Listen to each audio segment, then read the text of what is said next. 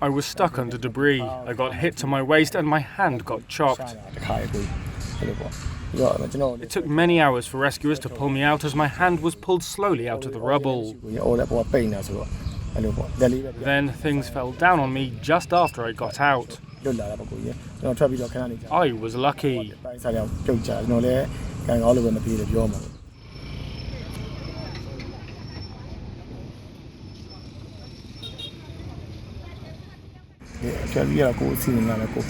I have been removing the debris on my own. No one has helped me yet.